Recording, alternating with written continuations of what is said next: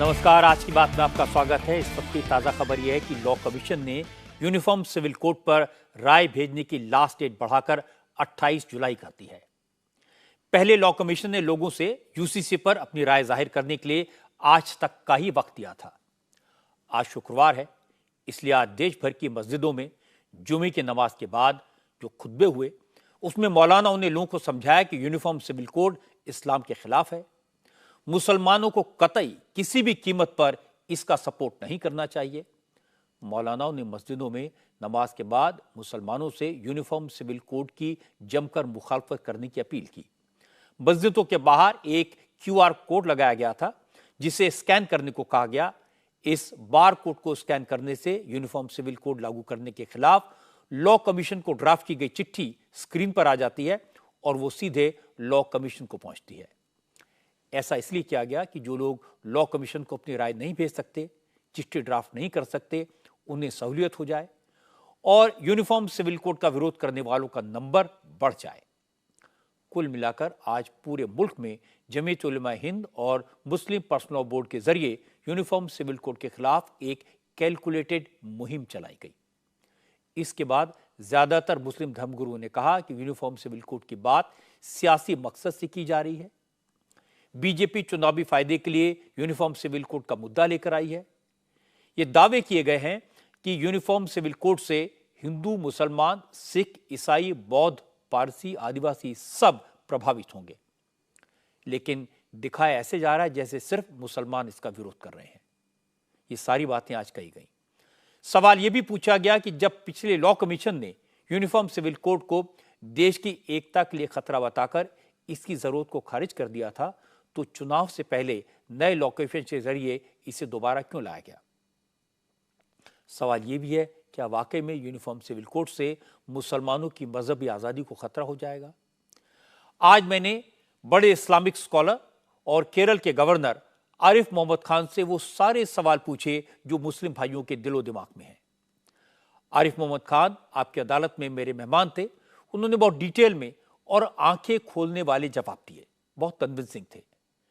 आरिफ साहब के जवाबों के कुछ चुने हुए हिस्से मैं आपको सुनाऊंगा, लेकिन पहले आपको यह दिखा देता हूं कि आज जुमे के नमाज के मौके पर देश भर की मस्जिदों में कैसे यूनिफॉर्म सिविल कोड की मुखालफत हुई, कैसे माहौल तैयार किया गया। आज दिल्ली की जामा मस्जिद और फतेहपुरी मस्जिद से लेकर मुंबई, अहमदाबाद, भोपाल, हैदराबाद, लखनऊ, कोलकाता, जयपुर, देहरादून, बरेली और मुजफ्फरनगर जैसे तमाम शहरों की छोटी बड़ी मस्जिदों में जुमे की नमाज के बाद जो तकरीरें हुई, उनमें यूनिफॉर्म सिविल कोड की बात हुई। पूरी तैयारी के साथ इस मुद्दे पर मुसलमानों का विरोध दिखाने की कोशिश की गई। मौलानाओं ने कुरान, हदीस और शरीयत को लेकर लंबी लंबी तकरीरें की, समझाया कि शरीयत का पालन करना मुसलमानों का फर्ज है। अगर यूनिफॉर्म सिविल कोड आया तो इस्लाम की राह पर चलना मुश्किल हो जाएगा। लखनऊ की ईदगाह मस्जिद में मौलाना खालिद रशीद फिरंगी महली ने नमाज पढ़वाई। नमाज पढ़ाने से पहले मौलाना ने लोगों से कहा कि मुसलमानों का कानून किसी इंसान ने नहीं बनाया, मुसलमान अल्लाह के बनाए रास्ते पर चलते हैं।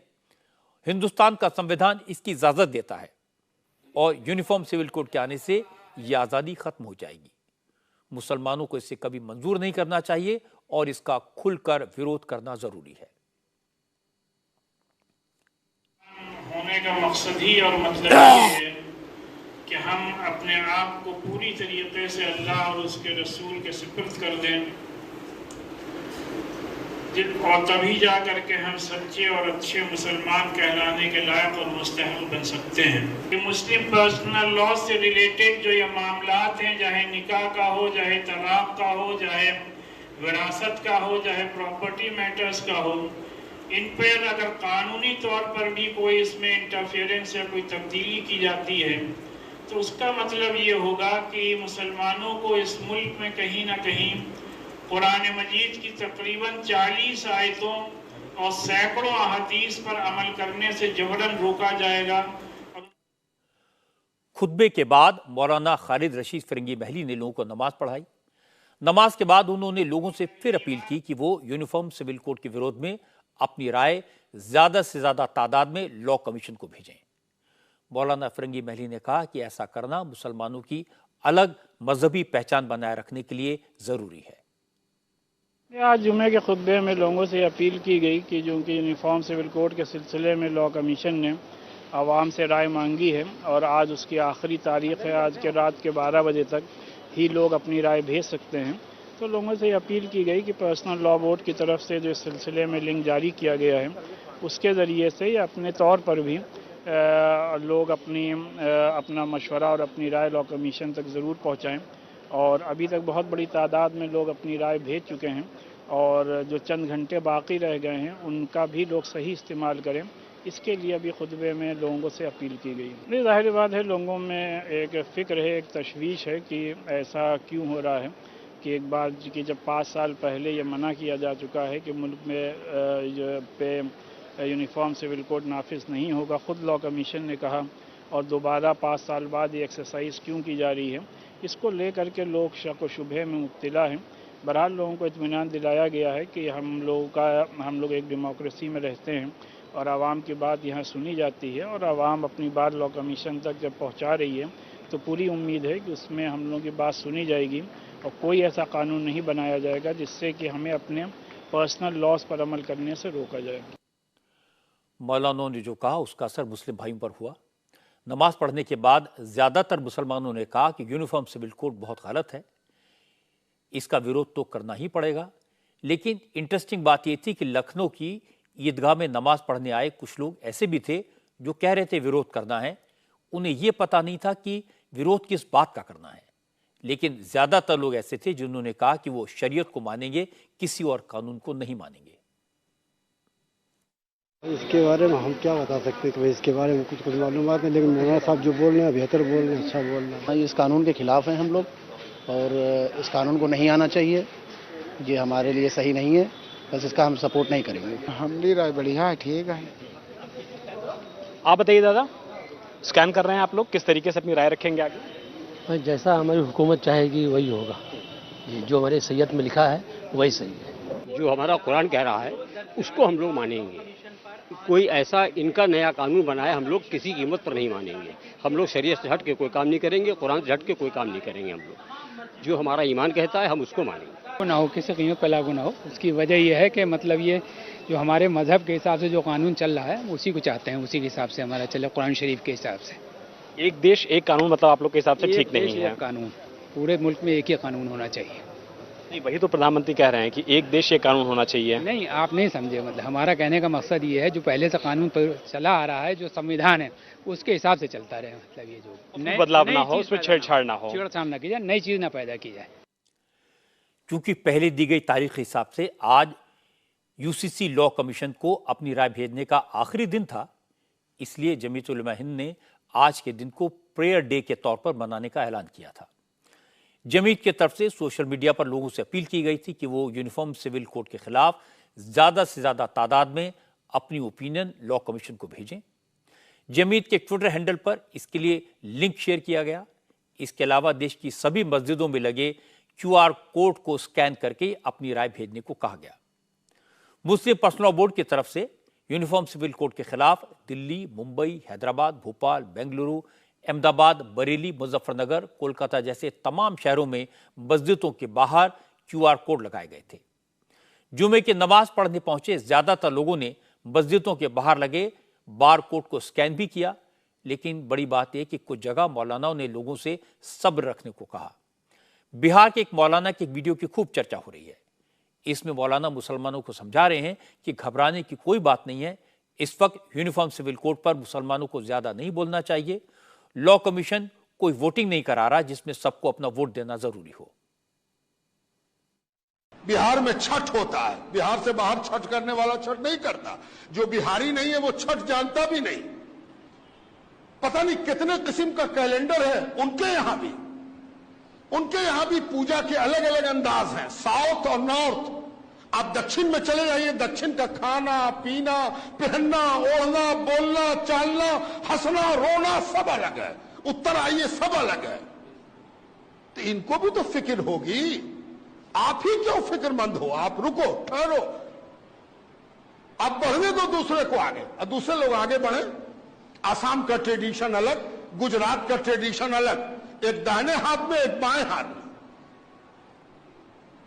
तो पहले, और एक बात और है, किसी चीज पर रिएक्ट करने के लिए, रद्द अमल देने के लिए, किसी चीज पर तनकीद करने के लिए वो चीज सामने होनी चाहिए।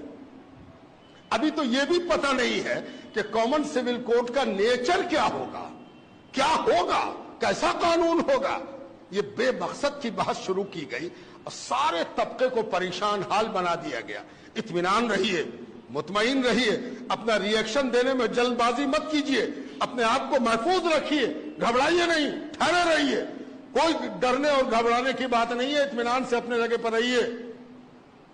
वक्त आवेगा, देखा जाएगा कि क्या वो करते हैं, कैसे वो करते हैं। उनके यहां भी बहुत से इख्तिलाफात हैं, उन इख्तिलाफात को वो कैसे एक करते हैं और सब मिलकर कैसे पाट लेते हैं। जैसे आपके यहां विरासत का कानून है, वैसे ही उनके यहां भी विरासत का कानून है। वो भी अपनी विरासत के सिलसिले में अपना कानून रखते हैं।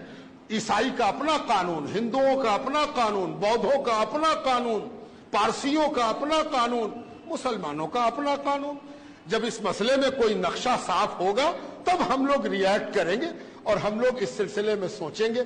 अभी बहुत ज्यादा परेशान होना, अपनी हरारत बढ़ा लेना, अपना बुखार बढ़ा लेना, परेशान होना कि हमको क्या करना है। ये वोटिंग नहीं है कि हर आदमी जाके वोट दे आवे, रेफरेंडम नहीं है कि हर आदमी जाके अपनी राय दर्ज करा दे।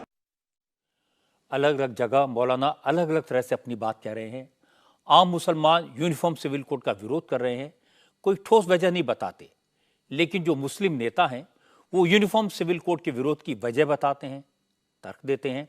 आज असदुद्दीन ओवैसी ने यूनिफॉर्म सिविल कोड के मुद्दे पर करीब 1 घंटे तक बात की, तमाम तरह की दलीलें दी। ओवैसी ने बताया कि उन्होंने बड़े बड़े लीगल एक्सपर्ट से राय लेकर इस मुद्दे पर लॉ कमीशन को अपनी राय भेजी है। ओवैसी ने कहा कि लॉ कमीशन के जरिए बीजेपी राजनीतिक माहौल बना रही है, वोटों को पोलराइज करने की कोशिश कर रही है, वरना 21वां law commission uniform civil code को गैर जरूरी बता चुका है। तो फिर चुनाव से पहले एक बार फिर यूनिफॉर्म सिविल कोड पर रायशुमारी का क्या मतलब? माने क्लॉकवर्क की तरह हर जनरल इलेक्शन से 5-6 महीने पहले भारतीय जनता पार्टी इस इशू को उठाती है, यूसीसी को, और मकसद एक ही है कि एटमॉस्फेयर को विशेड करना, पोलराइज करना इलेक्टोरेट को, ताकि आने वाले जो 2024 के चुनाव है उसमें उनको कुछ सियासी फायदा मिल सके। ये जो नोटिफिकेशन 22 लॉ कमीशन का आया था जून 14 को, जिसमें उन्होंने पूछा कि व्यूज दीजिए on the issue of uniform civil code, मगर उस नोटिफिकेशन में लॉ कमीशन कोई प्रपोजल नहीं देता, सिर्फ उसमें हवाला देता 21 लॉ कमीशन का। और 21 लॉ कमीशन जो consultation on paper on reforms of family law दिया था 31 अगस्त 2018 को, वही उसका हवाला दे रहे उन्होंने, और उसका जवाब हम दे चुके एज अ हमारी पार्टी तरफ से। तो ये सबसे बड़ी उसमें गलती है, और ये कोई कोइंसिडेंस नहीं है कि एग्जैक्टली 5 साल के बाद फिर से लॉ कमीशन ये एक्सरसाइज को अंडरटेक कर रहा है यूसीसी के बारे में। आपने यूसीसी की मुखालफत करने वालों की बात सुनी, अब मैं आपको सुनवाता हूं इस लॉ के, इस कानून के सबसे बड़े सपोर्टर की बात। आपकी अदालत में इस बार के मेरे मेहमान केरल के गवर्नर आरिफ मोहम्मद खान की बात। आरिफ साहब इस्लाम के बड़े स्कॉलर हैं, वो जितनी अथॉरिटी से कुरान पर बोलते हैं उतने अधिकार से हिंदू धर्म के ग्रंथों को भी कोट करते हैं। मैंने आरिफ मोहम्मद खान से कहा कि देश भर की मस्जिदों में आज यूसीसी को लेकर तकरीरें हुई, तमाम मौलाना और उलेमा इसकी मुखालफत कर रहे हैं। सबको लगता है कि यह कानून मुसलमानों को परेशान करने के लिए लाया जा रहा है। फिर क्या वजह है कि आप जैसे इस्लाम के स्कॉलर चाहते हैं कि यूनिफॉर्म सिविल कोड लागू किया जाए?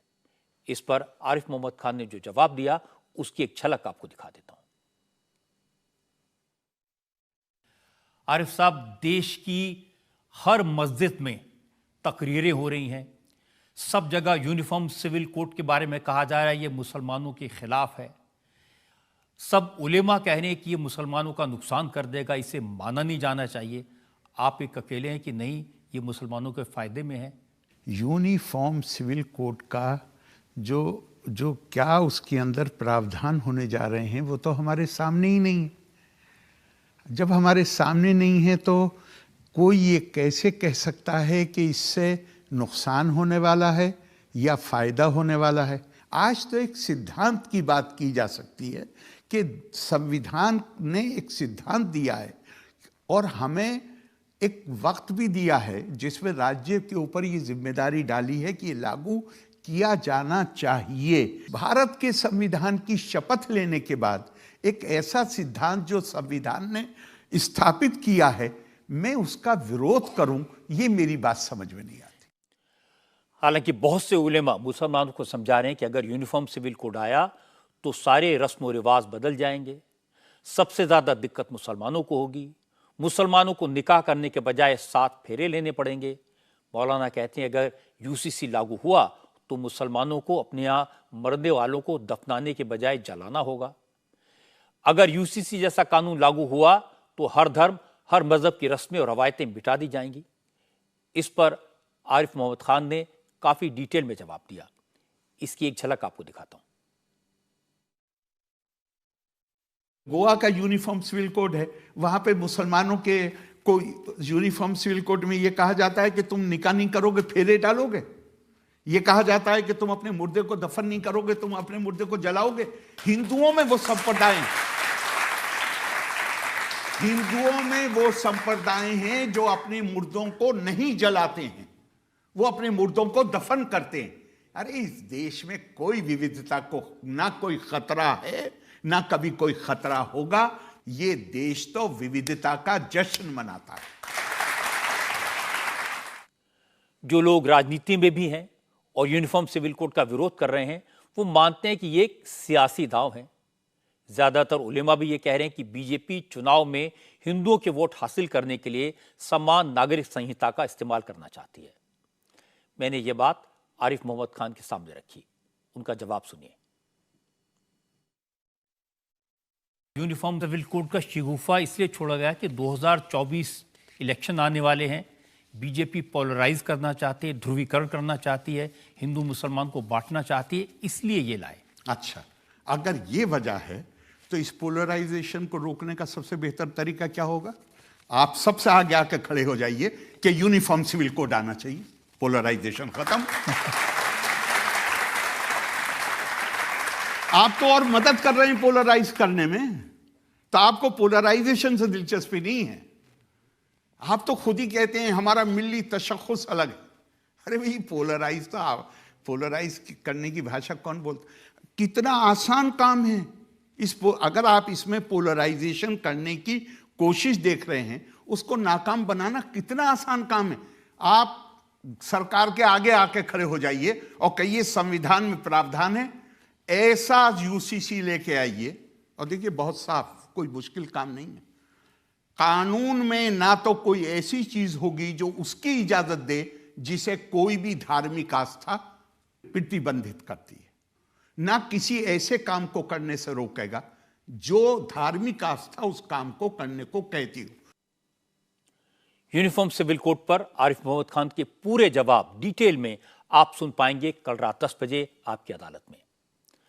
उन्होंने समझाया कि यूनिफॉर्म सिविल कोड आने से किसी को कोई नुकसान नहीं होगा, क्योंकि इससे देश की विविधता को कोई नुकसान नहीं हो सकता, देश की विविधता को कोई बदल नहीं सकता।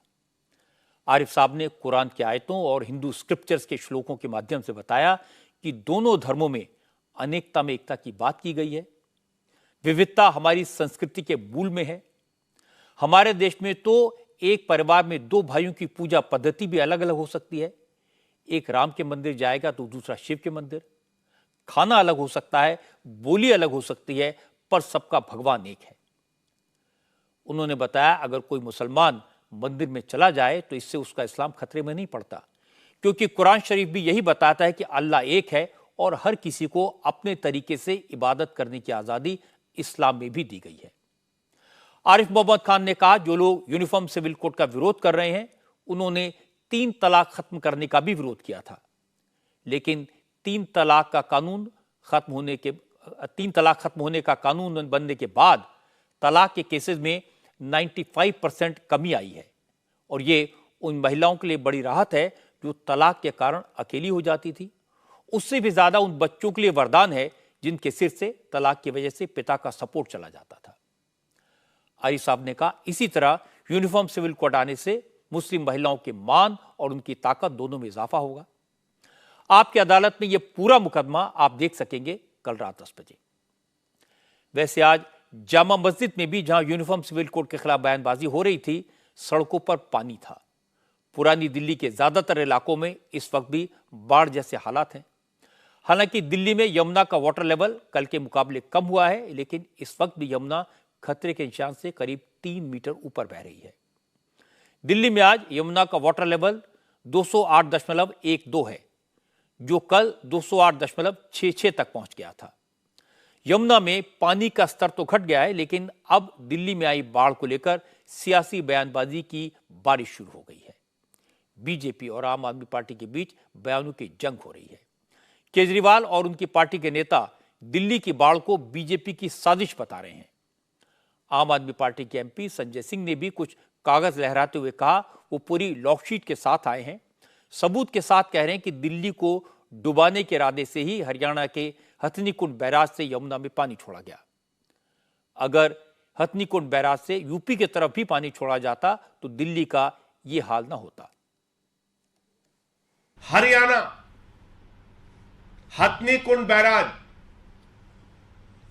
एक पानी दिल्ली की यमुना में आता है, एक पानी उत्तर प्रदेश के रास्ते जाता है, एक पानी कैनाल के रास्ते हरियाणा की तरफ जाता है। बेहतर यह होता कि बाढ़ की स्थिति थी तो तीनों रास्तों में अगर बराबर की आप पानी छोड़ते तो दिल्ली भी सुरक्षित रहता, हरियाणा भी सुरक्षित रहता और उत्तर प्रदेश का इलाका भी सुरक्षित रहता। लेकिन बीजेपी के मन में जो नफरत और दुर्भावना है, उसके कारण उन्होंने सोचा कुछ भी हो जाए, बस दिल्ली को बर्बाद करना है, यहीं पे पूरा पानी छोड़ दो। और मैं पूरे लॉकशीट के साथ आपको बता रहा हूं, ये आप लोग चेक कर सकते हैं, देख सकते हैं। 9 तारीख से लगातार हरियाणा और उत्तर प्रदेश के तरफ जाने वाले पानी को रोक दिया गया और पूरा का पूरा पानी दिल्ली की तरफ छोड़ा गया। संजय सिंह कौन से कागज दिखा रहे थे, क्या वो वाकई में सबूत थे, ये तो नहीं मालूम, लेकिन आज सुबह से आम आदमी पार्टी के नेता एक वीडियो खूब ट्वीट कर रहे हैं। इस वीडियो में हथनीकुंड बैराज पर खड़े होकर एक व्यक्ति यह दिखा रहा है कि कैसे बैराज का पानी सिर्फ दिल्ली की तरफ छोड़ा जा रहा है, जबकि यूपी की तरफ जाने वाली नहर सूखी पड़ी है। कहने का मतलब ये कि अगर हथनीकुंड बैराज से पानी यूपी की नहर में भी छोड़ा जाता तो दिल्ली की तरफ छोड़े गए पानी की मात्रा कम होती और दिल्ली के ऐसे हालात ना होते। वो वीडियो भी आपको दिखा देता हूँ। आज हम खड़े हैं हरियाणा के हथनीकुंड बैराज पर, जो हल्का जगाधरी में पड़ता है। मैं आपको दिखाना चाहता हूँ कि ये हथनीकुंड बैराज है। ये जो पानी है सारा दिल्ली की तरफ जा रहा है यहाँ से। साथ ही मैं आपको दिखाऊंगा कि यहाँ पे इससे एक पानी और डाइवर्ट किया जा सकता है। ये जो पानी है ये यूपी की साइड, सहारनपुर साइड एक नहर जाती है, तो उसमें ये डाइवर्ट किया जा सकता है। सारा पानी दिल्ली की तरफ जा रहा है। अब मैं आपको हम देखते हैं कि क्या इधर जो सहारनपुर की तरफ यूपी में जो नहर जाती है उसमें भी पानी है। ये सहारनपुर यूपी को ये नहर जाती है साथ में, जो हमने आपको दिखाया था। 14 जुलाई फ्राइडे के दिन मैं यहाँ खड़ा हूँ सुबह।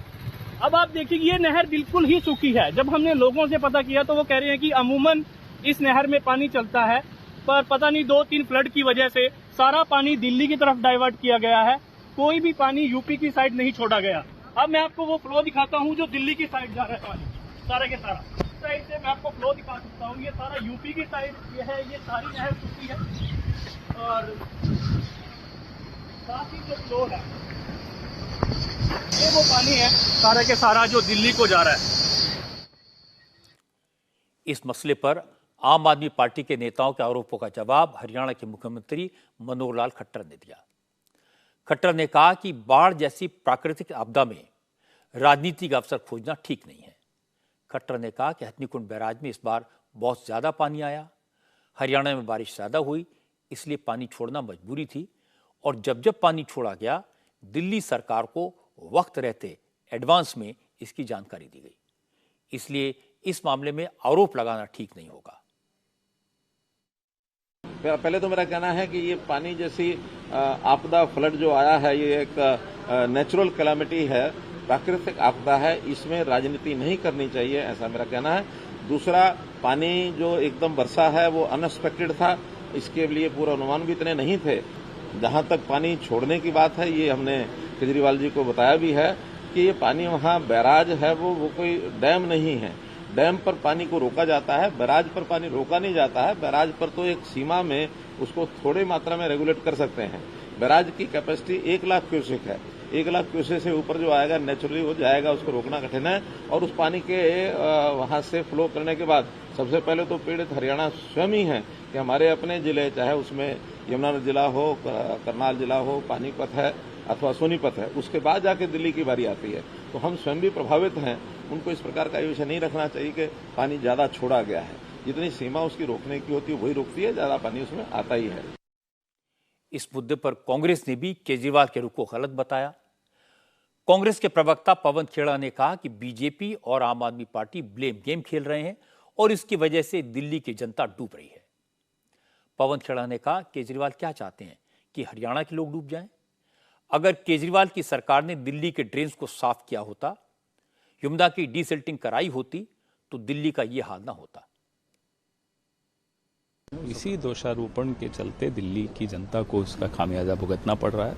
अरविंद केजरीवाल जी ने एक पत्र लिखा कि हथिनी कुंड से पानी न छोड़ा जाए, अभी कैसे संभव हो सकता है? आप बताइए, कितना गैर जिम्मेदाराना, एक मुख्यमंत्री को शोभा नहीं देता इस तरह की बात करना। क्या हरियाणा के लोग डूब जाएं? ये कैसी बात थी?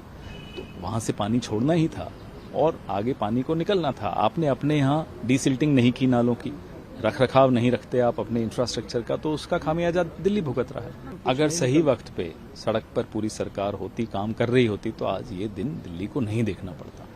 कई दिनों तक पानी नहीं आना, बिजली कट जाना, कई जगहों पर करंट आ रहा है, आईटीओ पे खंभों में पानी भर रहा है, ऐसी जगह जहां आप जैसा बता रहे हैं जहां पहले कभी पानी नहीं आया।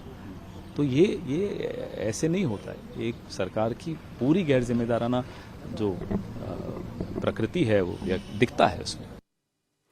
नेताओं के बयान तो सियासी हैं, लेकिन हकीकत बताई अफसरों ने। यमुनानगर के सुपरिटेंडेंट इंजीनियर आरएस मित्तल ने कहा कि बैराज और डैम में फर्क होता है। बैराज पानी इकट्ठा करने का नहीं, पानी को रोकने का काम करता है। हथनीकुंड बैराज की कैपेसिटी 1 लाख क्यूसेक पानी की है, जबकि रोज का इनफ्लो इससे कई गुना ज्यादा था, इसलिए पानी छोड़ना मजबूरी थी। आरएस मित्तल के पास ही हथनीकुंड बैराज को ऑपरेट करने की जिम्मेदारी है। उन्होंने कहा, ऐसा नहीं कि सिर्फ दिल्ली की तरफ पानी को डाइवर्ट किया गया, जब जैसी जरूरत पड़ी उस वक्त सेंट्रल वाटर कमीशन की गाइडलाइंस के मुताबिक ही पानी को छोड़ा गया।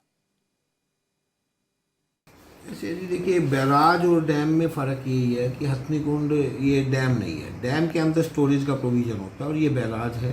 बैराज में सिर्फ एक डाइवर्शन के लिए काम करते हैं, भी यहाँ से हम एक कंट्रोल्ड उसमें अपनी चैनल्स को चला पाएँ।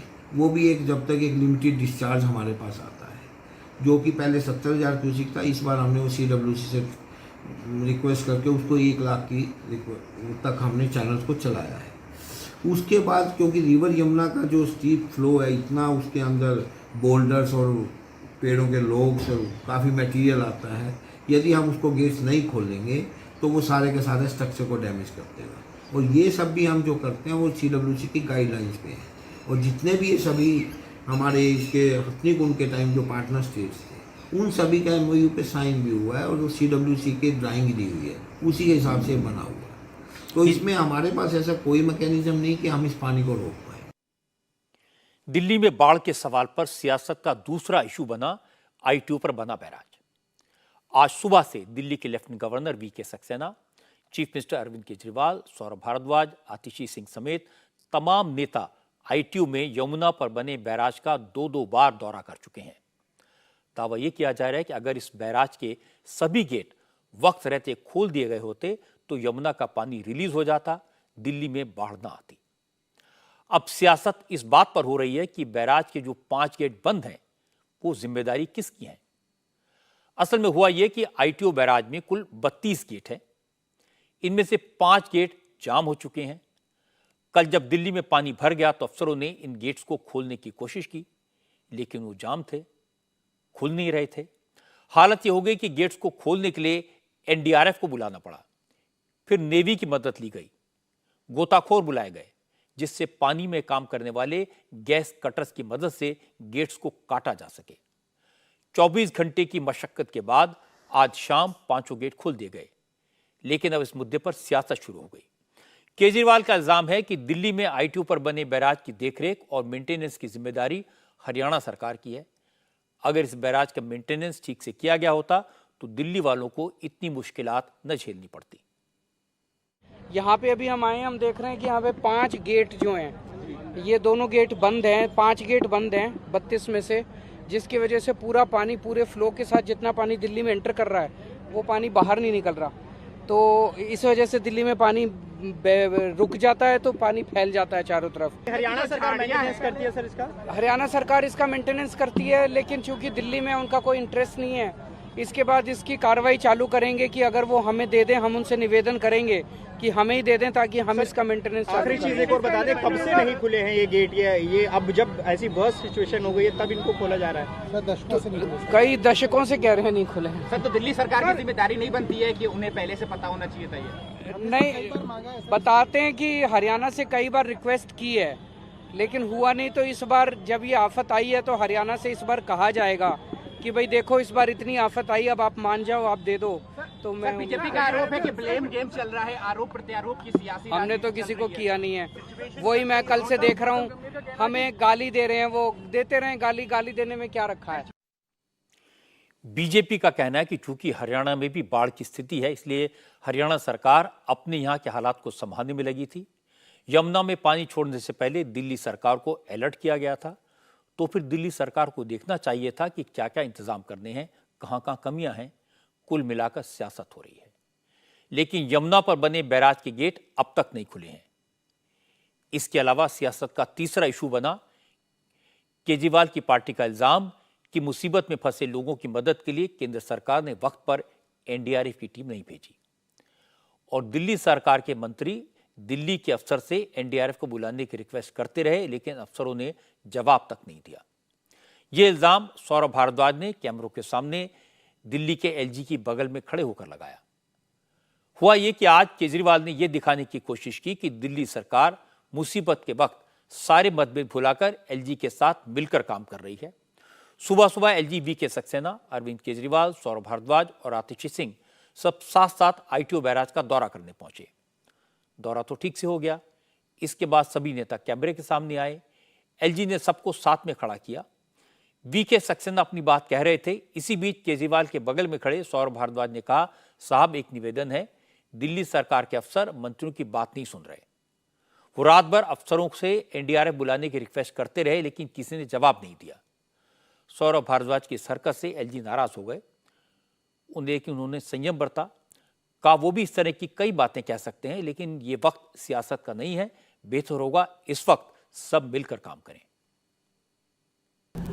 ये एक अनप्रेसिडेंटेड सिचुएशन है और जिसको हम लोग हैंडल कर लेंगे और सभी जो हैं इस पर मिलकर काम कर रहे हैं। सर एक निवेदन है छोटा सा। सर रात को भी मैंने कई ऑफिसर से स्पेसिफिकली रिक्वेस्ट की कि एनडीआरएफ को बुलाइए, बट सर वो माने नहीं रात को। अब आई है एनडीआरएफ, थैंक यू है, बट सर रात को आ जाती तो बेहतर हो जाता। सर अश्विनी जी को मैंने कहा, ग्रुप पे लिखा, सीएस साहब भी थे उस पे, सर थोड़ी सी मदद हो जाती। सर मैं सौरभ जी ये कहना चाहूँगा कि ये समय नहीं है कि हम किसी के ऊपर ब्लेम करें या कुछ और टिप्पणी करें। इस वक्त हमें टीम वर्क करने की ज़रूरत है।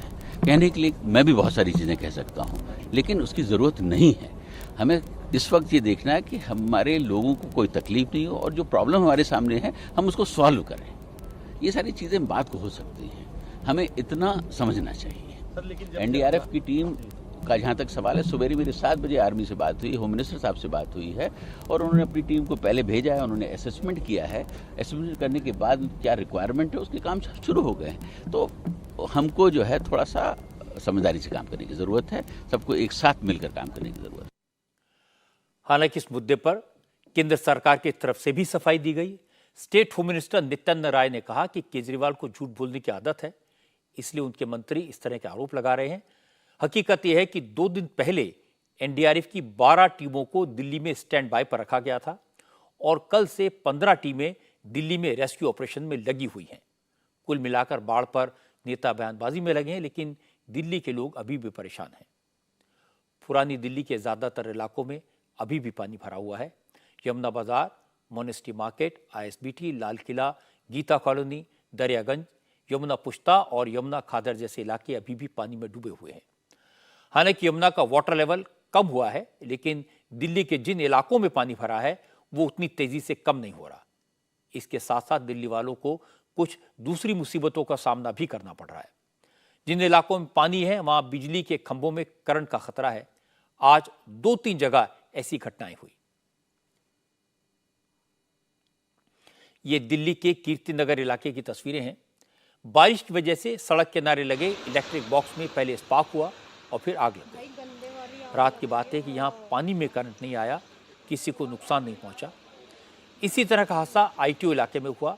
सड़क पर बने पानी में करंट था और 2 लोग उसकी चपेट में आकर बुरी तरह झुलस गए। इसलिए मैं दिल्ली के लोगों से कहूँगा कि सावधान रहें। जहाँ पानी है वहाँ थोड़ा संभल कर जाएं। उस रास्ते को अवॉइड कर सकते हो तो अवॉइड करें। हालांकि हालात ऐसे हैं कि लोग खतरा बोल लेने के लिए मजबूर हैं, क्योंकि जगह जगह पानी भरा है। इसके बाद भी दिल्ली के लोगों को ऑफिस जाने के लिए घर से निकलना पड़ रहा है। हालत यह है कि पानी में बस चल रही है और बस में पानी भरा हुआ है। ये तस्वीरें DTC की एक बस की हैं। सीट पर 2-4 लोग ही हैं, लेकिन कंडक्टर उनसे भी खड़े होने को कह रहा है। पुरानी दिल्ली और यमुना के आसपास के इलाकों की हालत कल के जैसी ही है। ज़्यादातर मुश्किल इसलिए हो रही है कि जो इलाके यमुना से दूर हैं उनमें नालों के जरिए यमुना का पानी आने लगा है। नालों में बैकफ्लो हो रहा है। इसके अलावा दिल्ली में पानी की सप्लाई कम हुई है, क्योंकि कल दिल्ली को पानी की सप्लाई करने वाले 3 वाटर ट्रीटमेंट प्लांट पानी भरने के कारण बंद हो गए थे। अच्छी खबर यह है कि आज देर शाम ओखला वाटर ट्रीटमेंट प्लांट ने काम करना शुरू कर दिया, लेकिन वजीराबाद और चंद्रावल के प्लांट अभी भी बंद हैं। इसलिए दिल्ली में पीने के पानी की कमी तो अभी कुछ नहीं रहेगी। पिछले 2 दिनों में दिल्ली का जो हाल हुआ उसे देखकर दिल्ली वालों को इतना तो समझ आ गया होगा कि भले ही दिल्ली को सिंगापुर बनाने के वादे किए गए हों, बड़े बड़े दावे किए गए हों, लेकिन हकीकत यह है कि दिल्ली का ड्रेनेज सिस्टम अभी भी अंग्रेज़ों के ज़माने का है। न नालों की सफाई टाइम पर होती है और न यमुना की डीसिल्टिंग। और राजनीतिक दल इसके लिए एक दूसरे को जिम्मेदार बताकर अपना फर्ज पूरा कर लेते हैं। जब दिल्ली वाले मुसीबतों का सामना कर रहे थे, ऐसे वक्त में भी नेता सियासी स्कोर सेटल करने में लगे थे, और ये सबसे ज्यादा दुख की बात है। अब से थोड़ी देर पहले महाराष्ट्र से एक बड़ी खबर आई है। बगावत करने के बाद आज पहली बार अजीत पवार शरद पवार से मिलने पहुंचे। कुछ देर पहले अचानक महाराष्ट्र के deputy chief minister Ajit Pawar अपने चाचा शरद पवार के घर सिल्वर ओक पहुंचे। हालांकि कहा जा रहा है कि शरद पवार की वाइफ प्रतिभा पवार की तबीयत ठीक नहीं है। उनके हाथ में एक सिस्ट था, जिसका ऑपरेशन आज ब्रीच कैंडी हॉस्पिटल में हुआ है। इसलिए अजीत पवार प्रतिभा पवार की सेहत का हाल जानने के लिए सिल्वर ओक गए थे। लेकिन 2 जुलाई के बाद ये पहला मौका है जब अजीत पवार का सामना शरद पवार से हुआ। दोनों की बात हुई, इसलिए अब इस मीटिंग को लेकर राजनीतिक गलियारों में चर्चाओं का दौर शुरू हो गया है। आज महाराष्ट्र में एक और बड़ा डेवलपमेंट यह हुआ कि सरकार में शामिल हुए एनसीपी के नेताओं के विभागों का बंटवारा हो गया। अजीत पवार को फाइनेंस और प्लानिंग मंत्रालय दिया गया है। मंत्रालय मिलते ही अजीत पवार ने दफ्तर पहुंचकर चार्ज भी ले लिया। फाइनेंस मिनिस्ट्री पहले देवेंद्र फडणवीस के पास थी। छगन भुजबल को खाद्य आपूर्ति, दिलीप वलसे पाटिल को सहकारिता, हसन मुशर्रफ को मेडिकल एजुकेशन का जिम्मा सौंपा गया है। अदिति तटकरे को महिला बाल विकास और धनंजय मुंडे को कृषि मंत्रालय मिला है। अजीत पवार के साथ एनसीपी के 9 नेताओं ने मंत्री के तौर पर शपथ ली थी। आज सबके कामों का बंटवारा हो गया। एनसीपी के नेताओं को मंत्रालय मिले हैं। उनमें से पहले 6 बीजेपी के पास थे और 3 एकनाथ शिंदे की शिवसेना के पास। अब उद्धव ठाकरे की पार्टी और कांग्रेस के नेता कह रहे हैं कि एनसीपी को तोड़ने की कीमत बीजेपी को चुकानी पड़ी। लेकिन गिरीश महाजन ने कहा बीजेपी के पास पहले से ही ज्यादा विभाग थे। अब अगर नए साथी आए हैं तो उन्हें एडजस्ट करने के लिए कुछ विभाग तो छोड़ने ही पड़ेंगे। यहाँ पे हमारा एक्सपांशन नहीं हुआ था। 40 डिपार्टमेंट 42 मंत्री थे, उसमें से 20 ही मंत्री का शपथ विधि हुआ था। अभी नए हमारे पास 2 जुड़ गए हैं, 10 लोग आ गए हैं। तो नेचुरली है कि हमारे डिपार्टमेंट जो हमारे पास अतिरिक्त थे, एक्स्ट्रा थे, उनको दिए जाएंगे। जब शिंदे जी और हमारी सरकार बनी तब ज्यादा डिपार्टमेंट किसके पास थे? तो बीजेपी के पास थे। महत्वपूर्ण डिपार्टमेंट आप कह रहे हो तो भी हमारे पास थे। तो ये पहले से ही तय है किसके पास कौन सा डिपार्टमेंट देगा। लेकिन अभी हमारे नए दोस्त जुड़ गए हमसे 10 लोग, तो नेचुरली कि उनको तो देना चाहिए, दिया जाएगा। लेकिन बीजेपी के पास जो अतिरिक्त डिपार्टमेंट थे उसी में से दिए जाएंगे। तो कुछ शिवसेना की तरफ से गए हैं, कुछ बीजेपी की तरफ से गए हैं। बीजेपी की तरफ से आप कह रहे हो कुछ ज्यादा दिए गए हैं, तो नेचुरली हमारे पास शुरू से पोर्टफोलियो ज्यादा थे तो हमारे पास से उनको दिए जाएंगे।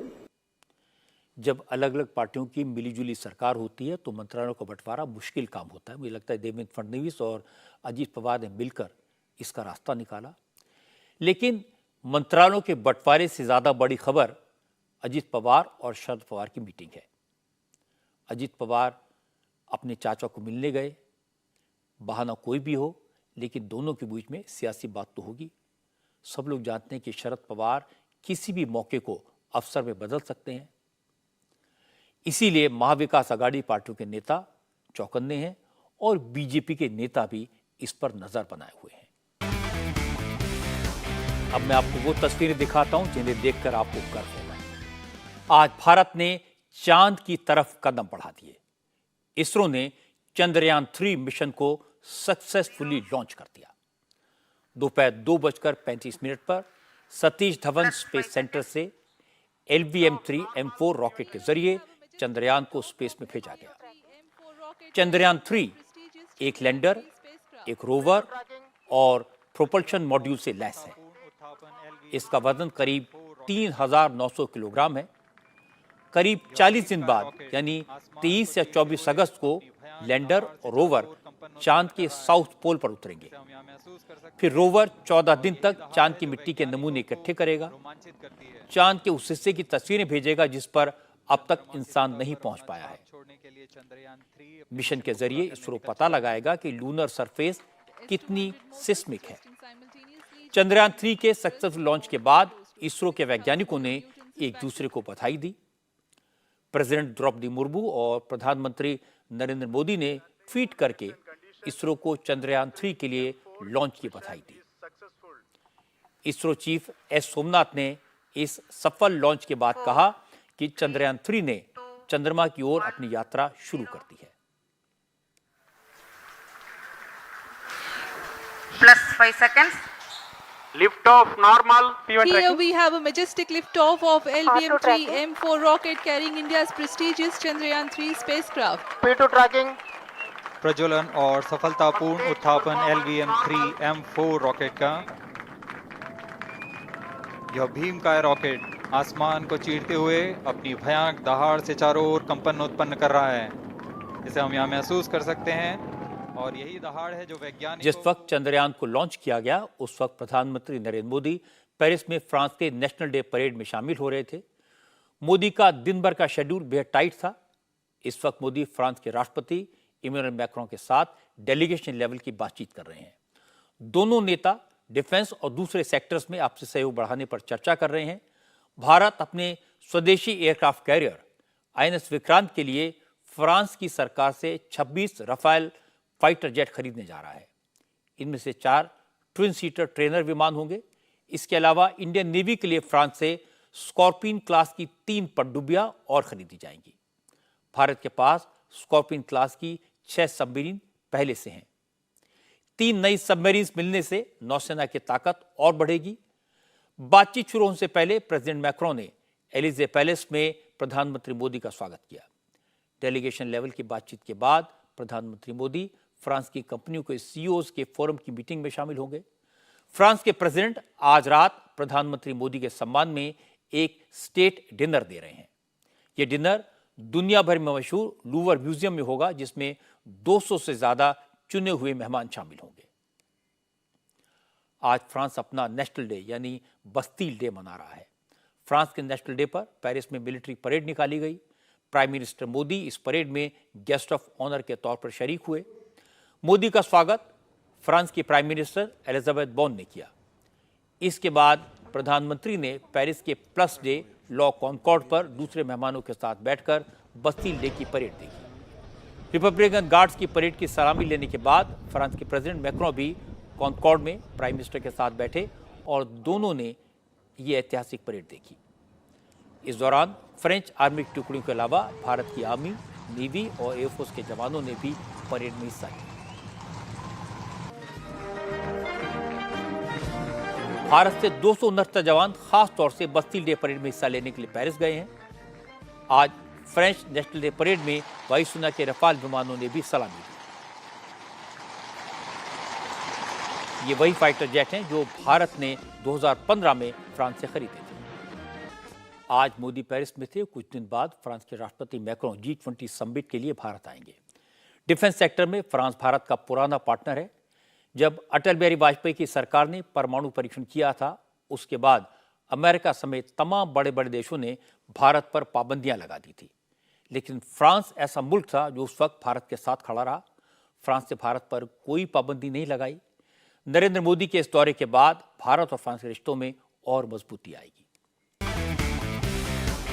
कल शिवरात्रि है। शिव भक्तों की कांवड़ यात्रा जोरों से चल रही है। कल शिव मंदिरों में जबरदस्त भीड़ होगी, इसलिए उत्तर प्रदेश सरकार ने बड़े पैमाने पर तैयारियां की हैं। भक्तों की भीड़ आज से ही हरिद्वार में जुटने लगी है। आज हरिद्वार में हजारों श्रद्धालु गंगा के घाट पर पहुंचे। ये लोग कल गंगा का जल लेकर अपने अपने घरों को लौटेंगे। इसीलिए आज हरिद्वार जा रहे कांवड़ियों पर योगी आदित्यनाथ ने फूल बरसाए।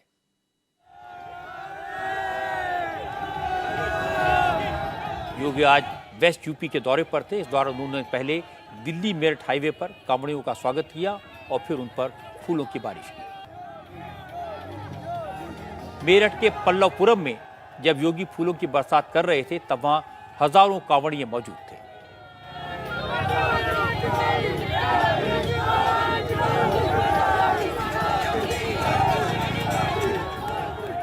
इससे पहले योगी ने हेलीकॉप्टर से भी कांवड़ यात्रा का इंस्पेक्शन किया। दिल्ली मेरठ हाईवे से होते हुए इस वक्त हजारों कांवड़िए गंगा जल लेने हरिद्वार जा रहे हैं और वहां से गंगा जल लेकर अपने अपने घरों की तरफ लौट रहे हैं। कल हरिद्वार से गंगा जल लाने वाले कांवड़िए अपने अपने इलाकों में आएंगे। शिव मंदिरों में गंगा जल से अभिषेक करेंगे। हरिद्वार में इस वक्त कांवड़ियों का हुजूम उमड़ा हुआ है। हर हर महादेव के नारे लगाते हुए कांवड़िए गंगा जल लेकर अपने घरों को लौट रहे हैं। आज की बात में इतना ही। मेरी आपसे अगली मुलाकात होगी कल रात 10 बजे। इंडिया टीवी हर वक्त हर जगह डाउनलोड करने के लिए सर्च करें India TV news Google play store या ऐप स्टोर पर।